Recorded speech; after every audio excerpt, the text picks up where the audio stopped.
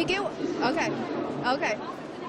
Hello, CGTN viewers from wherever you're joining us. Welcome to the 17th Shanghai Auto Show, where over the next 10 days, we are going to see over 1,400 vehicles.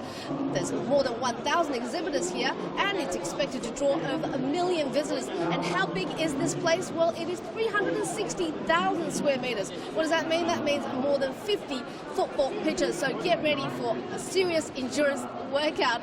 Okay, and today, of course, is Media Day. The doors have been open for about 2 hours now.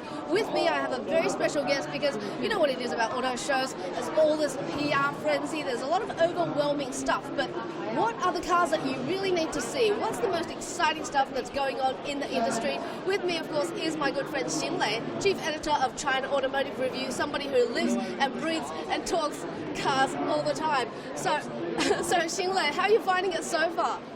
Well, like I said, half of the show is already over by the time the show started, because all of the brands, they're holding their brand nights well in advance of the auto show. Now, this year, I think we want to pay special attention to the Chinese brands, because the Chinese brands, in terms of their technology, design, they're just compared to 2 years ago. There's been a quantum leap, yes.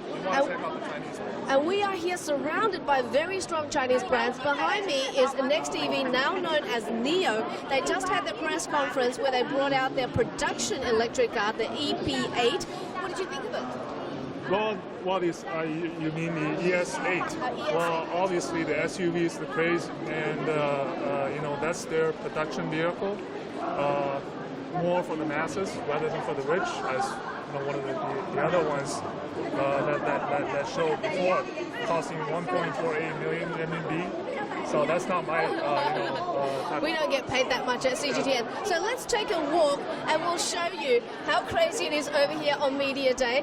We've got the Link & Co., which is the new Geely brand. Their press conference taking place at the moment. They've got VR, they've got all sorts of fancy gadgetry, even in the broadcasting of their media conference. So just some of the technological changes happening here. I know you're not seeing a lot of car yet, but you'll get there because we'll be taking you to the Aston Martin stand very soon to speak to their CEO, and you know, I just wanted to get your take on how luxury cars are doing.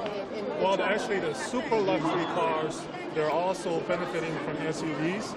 One example company, Maserati, it's all Levante, yes. Yeah, selling like hotcakes. Even Lamborghini, I think they're doing their SUV this year. Yeah. And their concept was unveiled at Beijing Auto Show, I think 2 years ago. 3 years ago. 2014. Yeah, I think I was actually there speaking to their CEO, Stefan Winkelmann. So let's take a walk now. We are now in hall 7.1.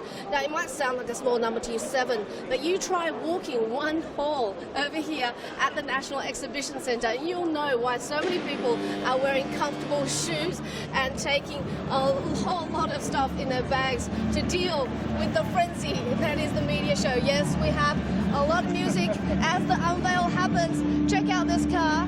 This is the first Link & Co car. And O3 concept. Ah, right. The naming conventions are very simple. The first concept is 01. Yeah. Actually, the first production car is 01. And this new sedan is called 03. Okay. Very simple. Yeah. So maybe feel free to show our viewers what's going on over there. There's a hell of a lot of camera people and media people all gawking at this brand new brand, which comes with free data traffic. So Lifetime. yeah, which is Lifetime Wi-Fi, lifetime data traffic, and lifetime roadside assistance. I think that's going against industry conventions. Do you think it'll work? Will it make money? Well, it'll definitely draw people, you know, toward their brand. Yeah. And also, they have the model where you don't have to own a car. You can share your car. That's right. I mean, we talk a lot about ACES, you know, autonomous connectivity, electrification, and sharing at the auto show, but sharing seems to be the one that people talk about the least. Do you think it's going to happen? Well, actually, sharing has been talked about right before the auto show. You see these OEMs are setting up their own mobility companies, and some of them already have them, you know, mobility service platforms running vehicles already.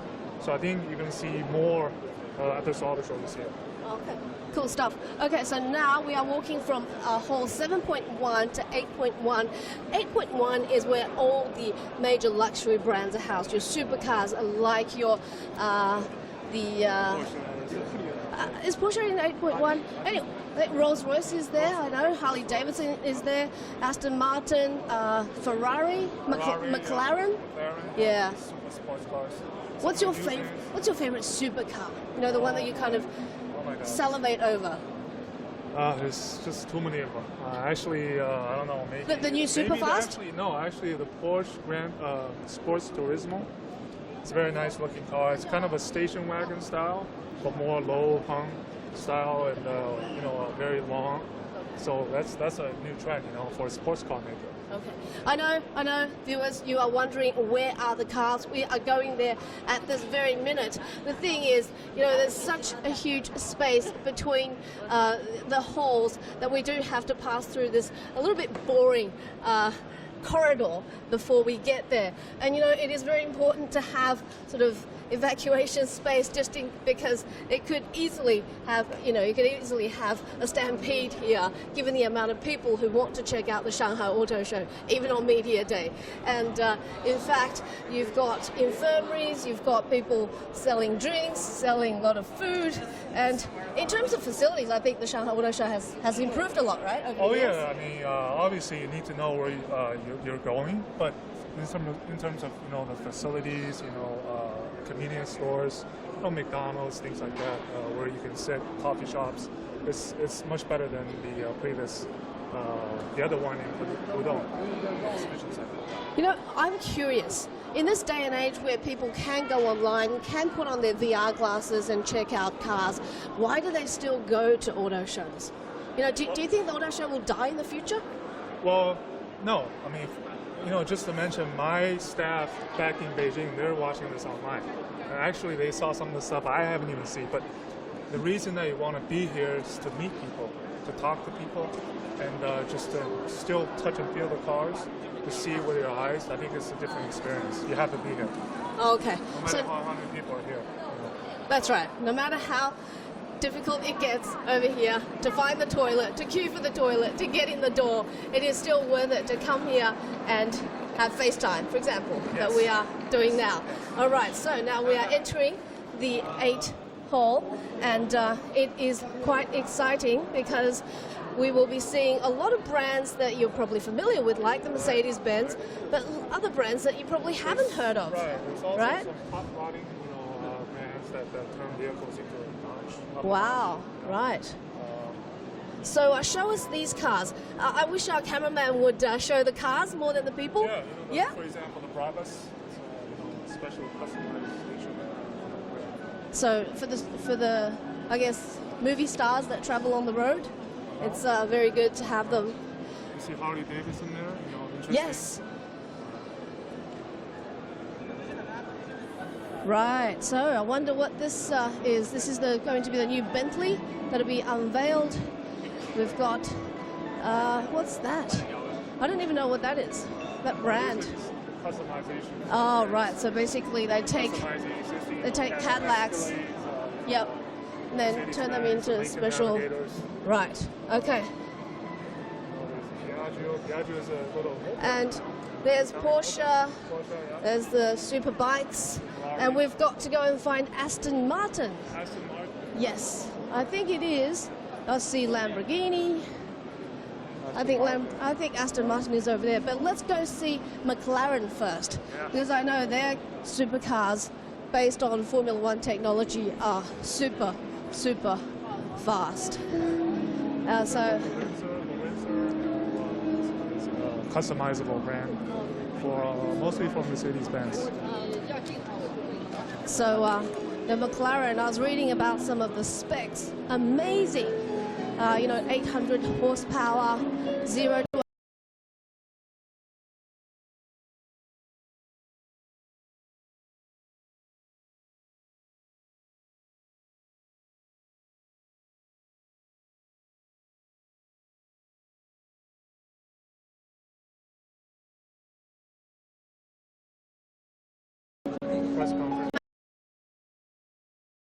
to to check out the luxury. You can come back here in 2 days. It'll be, All will be packed. that's right, it'll be super crowded. Yeah. And I guess Aston Martin is another interesting study in an independent brand still staying alive. Yeah, exactly. So I'll be one of the few remaining, I guess, still British-owned brands. exactly. So, in a lot of the James Bond movies, right? Yeah. DB10, DB8. Well, I read this review about the DB11, which is that if you're at a party in Paris at 3 a.m. and you realize you have to go to a tennis tournament in Monte Carlo the next afternoon, this is the car to arrive in. And of course, this is spoken by Top Gear guru Jeremy Clarkson. Who else? Make sure you want to check out the Warrior motor. Yeah, you want to check out the models standing next to it. That's right. To the models. They're very tough looking, just like the cars. Yeah. They are warriors indeed. Sometimes I wonder who buys these unusual cars. All the Chinese rich people who's got the money to spend. There's tons of them. There's always a market for anything, for small microvan or for 10 million, 20 million RMB vehicle. And there's always a market. Yeah. So this is the biggest market in the world. So. And we are just coming up to Aston Martin now, and the PR person has been calling me repeatedly. This is the other thing about covering the auto show. You will have to speak to a lot of media, a lot of PR people. In fact, one of my PR friends said today on social media, kids, study hard, stay in school, don't become an automotive PR person. I'm also being pressed by another PR person to go for an interview. Okay. Right. So thank you so much for your time, for walking me to Aston Martin, and we'll do it again. Pleasure. Thanks so much for those insights. All right. All right. Sure. Thank you. Thanks a lot. That was Xing Lei, Chief Editor of China Automotive Review, and now it's time to go see Andy Palmer, the CEO of Aston Martin, and look at that car. That baby blue DB11 is what I was talking about when you have a party in Paris at 3 a.m. and have to play tennis the next day. So let's chat to the man who is now tasked with turning around the iconic brand, because sales have been down the past few years, but now that Andy is in charge, I mean, he was a veteran at Nissan, who was there for about 30 years, and then he hit the supposed Gone ceiling. So let's see if Andy Palmer is ready for us. All right. We have an interview with Andy? Okay. And I think he's busy right now? I think, the last interview has finished here. Okay. The last time I spoke to Andy, he was still the CEO of Infiniti. And I remember at the interview he used a lot of words like provocative, which you don't hear very often from auto gurus. And just a bit more about Aston Martin. They have a 5%, stock holding relationship with Mercedes-Benz, which is why they've been able to update a lot of their models with Benz technology. So the DB11 is their latest in the DB range. Feel free to scan these beautiful cars, because I don't think we'll be able to afford them. Hello, Andy. How are you? Great to see you. Yeah, you too. Nice to see you up. I was just telling our viewers that last time we talked, you were still the head of Infiniti, and you were using the word provocative a lot. Now I get the chance to be really provocative, don't I? Very expensive provocative. It is. I would justify the price by saying these cars are really the only completely hand-built cars, production cars left in the world. So they're distinctly British, with all of the understated British style, but also completely hand-built, and that of course is what you pay for. There's no hidden mother company platform sitting underneath these cars. Mercedes-Benz? The sugar daddy, as you say? Well, I would say, they're more like a big brother. So they provide us with the electrical architecture, but on the DB11. But To show us the DB11. Of course. So, brand new car. Yes. I saw the Jeremy Clarkson review. Pay attention, James Bond. This actually works. This actually does work. So it's a beautiful motor car. It has all of the design elements that you'd expect of an Aston Martin. It uses the golden ratio performance and proportion. So, for example, 1/3, 2/3, 1/3, 2/3. If you remember your history lessons at school with Da Vinci. Leonardo da Vinci, it basically uses those ratios, and that's what gives it its timeless elegance. But also we've got modern cutting-edge technology. So, for example, Like? look at the aerodynamics. If you feel underneath here, you'll feel some serrations. Okay, so this is taking high-pressure air Yes. off of the wheel. Yes. It's exhausting it out of here, and it's spinning and turbulating. And what that does is it brings high-pressure air off the windscreen and drags it down here, so the drag on the car becomes less. Then the air is forced to the back and into here. Ah, Okay? clever. Then it speeds up the air, and it throws the air out of here. So you have a virtual spoiler. So you don't have to have a big wing on the back, which of course is ugly. What you have is a very elegant design, but you have low drag and high downforce, and that's what makes the aerodynamics quite unique. Yes. And as you If you said, ever speak to an auto nerd, just mention downforce and cooling a lot, and they'll know that you know your performance cars. no, exactly. It's what it's all about. It's as little resistance through the air as you can, so you're getting the maximum out of your high-performance engine, and that's what this car does. 600 horsepower, obviously, a lot of engine, V12, twin turbocharged engine. 0 to 60 miles in. 0 to 62 in 3 point something. So slow, isn't it? Very, very quick. Capable of over 200 miles an hour. And as you said, basically, it has inside of it has the Mercedes-Benz electrical system, which means that we have all of the up-to-date electronic technology. But Aston Martin gets with the program. Exactly. But everything else is what we are traditionally, which is hand-built cars. You know, look at this gap. You can only do this when you hand-build a car. And that's what makes Aston unique, and that's what connects this car, which is a DB6, with this car, which is a DB11. That's the heritage, the DNA connection. And I've heard that you're not actually a proponent of driverless vehicles or the driverless world. Why is that? Well, That makes you an outlier. Aston Martins are really for driving. And it's not that I don't accept that autonomous technology is coming, and some autonomous technology is inevitable. This car, for example, has self-parking. My point is, the arms race towards autonomous cars is forcing things to happen too quickly. And for me, as an automotive engineer, He started out as an apprentice at the age of 16. Indeed, I've been around for a few years, 38 years now, in the auto business. Cybersecurity is mandatory. The industry has to fix cybersecurity before it goes into this arms race of autonomous. So I have a new engineering department working in our new facility in South Wales, specifically looking at how to improve the robustness of the cars against cybersecurity.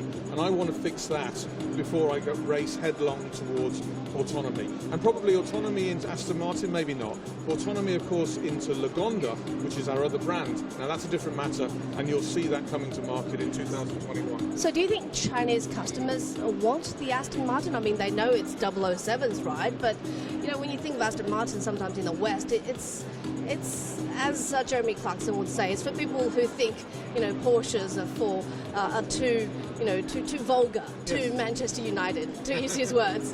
Yes, well, look, we're a sophisticated brand. I've been coming to China now for 25 years. I've seen the massive progress of China and the amazing move of sophistication. What took Europe hundreds of years to gain in terms of sophistication, China has caught up in 25 years. And I think there are customers in China that understand the beauty of automotive art. And that's why we see, for example, the Aston Martin Valkyrie, which is our very, very expensive sports car. We see that having many customers in China. We had 180% growth of sales in the last quarter based on DB11. So I'm sure that there are customers here. And the Valkyrie, in case you're wondering, means chooser of the slain, which is where the female actually chooses who dies in battle. That's pretty powerful. Did you come up with that? I'm glad to say that was my idea. I'm going to claim that idea. And you're right. Basically, you know, around the world, about 70% of the choice of an Aston Martin is made by the woman, made by the female, normally for the man. Girl power, absolutely. And you're right, the Valkyrie is the handmaidens of the god Odin that chooses the car. And that's such a powerful statement because it's exactly what happens. Interestingly though, in China, nearly 50% of our customers are female, which is... I hear that from other luxury car makers too. Yeah. And there's a real empowerment of women customers here. And Aston seems to be a choice maybe because women appreciate beautiful things. Maybe they care less about specs. What about colours? You know, what do Chinese consumers prefer in terms of colours? We see some of the brighter colours actually. I mean, if you look to the west, then there tends to be a relatively conservative palette. Whites, blacks and silvers. Silver is our most popular colour. But as we come to China, we see a much more daring selection of colours. And of course, we can have any colour you like. That's part of being bespoke. But we see some of the much more daring colours here, and you see them. I think you should on display here. Take some more pictures of the beautiful cars while we're talking, because I think our viewers want to hear us as well. Well, as maybe we walk over to this one car over here, which is specific to China, and I think this is kind of interesting. We did this. It's called the Great Britain car. It's a V8 Vantage S basically. But we made it unique for the Chinese customers. Only 5 are going to be made. They're all going to be sold in China. And what you see here is, this is what being bespoke means. We make the stitching, for example, here. You see the British flag. Can we get in there and feel the stitching? Yeah, of course you can. Of course you can. It's still got a lot of buttons, though. That's very old school, isn't it? Well, yes. I mean, you okay?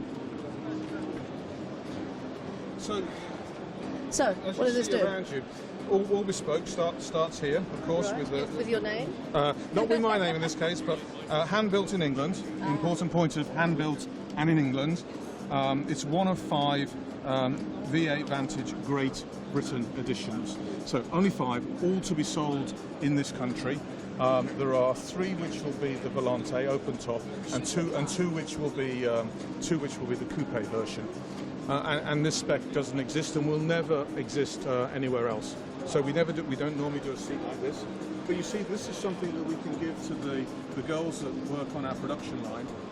They hand stitch all of these, and this is bespoke and unique. We never do a stitching like this before. But surely, these days, so many cars, so many things are offering, choose specifications. Honestly, they're not really unique. They're not really bespoke. Yes, they have a lot of options that you can choose from, but we're one of the very few car companies where you can come in and you can genuinely bring your handbag or your necktie and you can say, I'd like it exactly like that, and we'll make it exactly like that. It will be the one-off, no other specification like it. And what about the infotainment?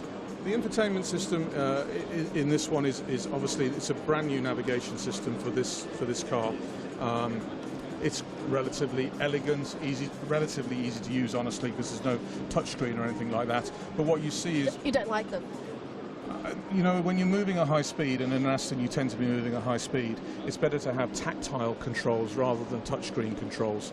You want everything to fall at hand. Ergonomics when you're racing a car is absolutely imperative. I hear you're a bit of an avid racer. I love racing. Oh, thank you.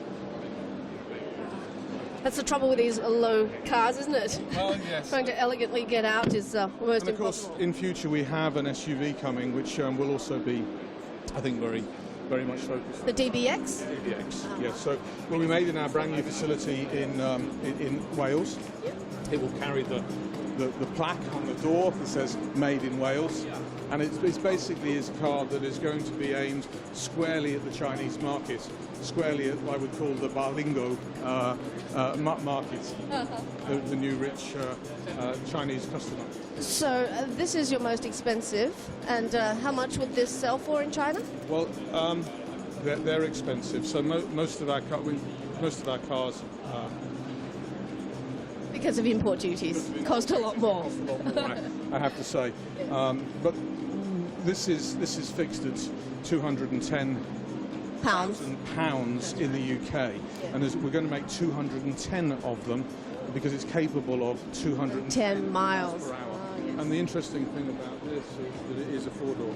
Oh. People don't see the four-door, but basically here you can carry 4 people. It's the fastest four-seater and the fastest four-door car in production today. So you can have the sports car and have friends. Exactly. Yes. And that's sad to say, is a very popular car in China. It should be, because it's all about showing to your friends, right? Exactly.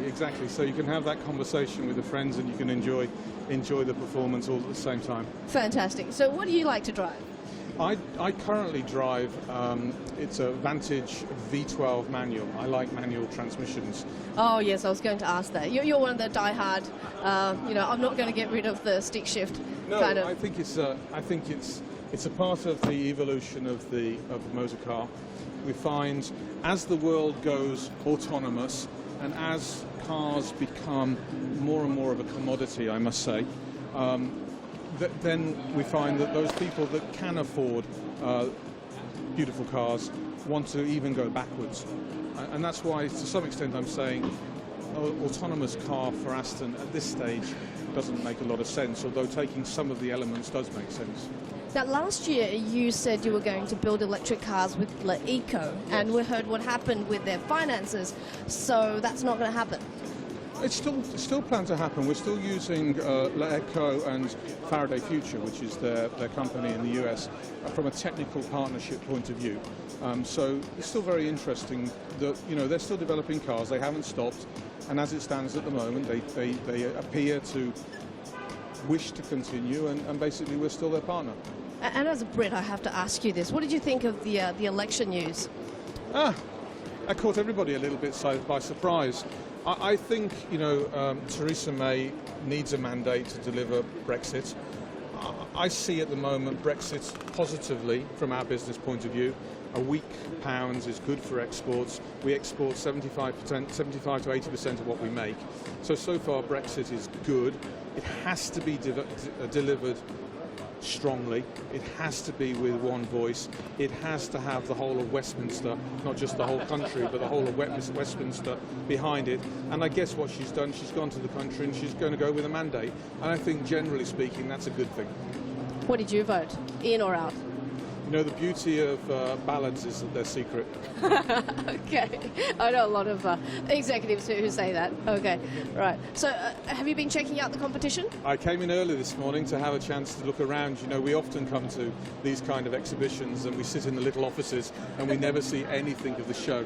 And Shanghai show is such a dynamic show, and there's so much going on here. It's basically, it was too good an opportunity. So I was in early, had a long walk around the show. A lot of dynamic new Chinese brands springing up. That you've never heard of? Sometimes, yes. Sometimes, I'm around this industry a lot, and I think I know China pretty well, but sometimes I come across and go, I didn't know. Where did that come from? I didn't know who that was. And that's the nice thing. It's a really an emerging industry here. But the thing is, are they going to be around in the next 2-3 years? Some will, some won't. You always need... What have you got your money on in terms of the Chinese startups? Well, look, obviously, if you talk about EVs, something like Next EV looks strong and interesting. Hopefully, Eco will be there.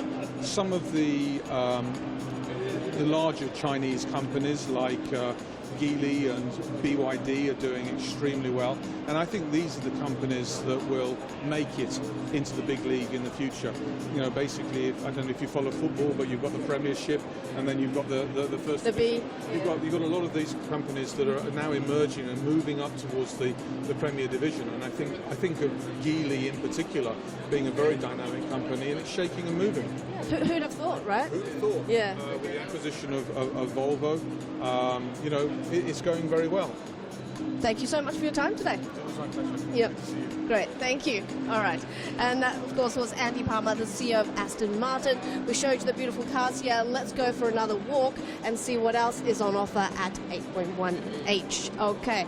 So by now you probably have a good idea of what the Auto Show Media Day is all about. I mean, here, right now, is the relatively tame hall, because as we said, all the press conferences are taking place in some of the other ones where the mass brands are, you know, your Mercedes-Benz, Porsche, well, not mass brands, but Nissan and Renault and so on. So now we're just exiting the booth here.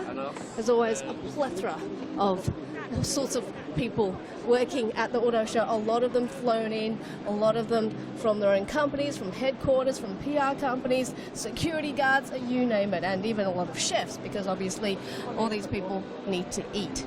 So I hope you're enjoying our coverage of the Shanghai Auto Show, and it's time to say goodbye, and I hope you'll write to us and tell us what you thought and what you want to see more of at the Shanghai Auto Show, and perhaps join us. Come for a walk with us at the Shanghai Auto Show, where, yes, it is tiring, it is a bit frantic, but always so much fun. Thanks.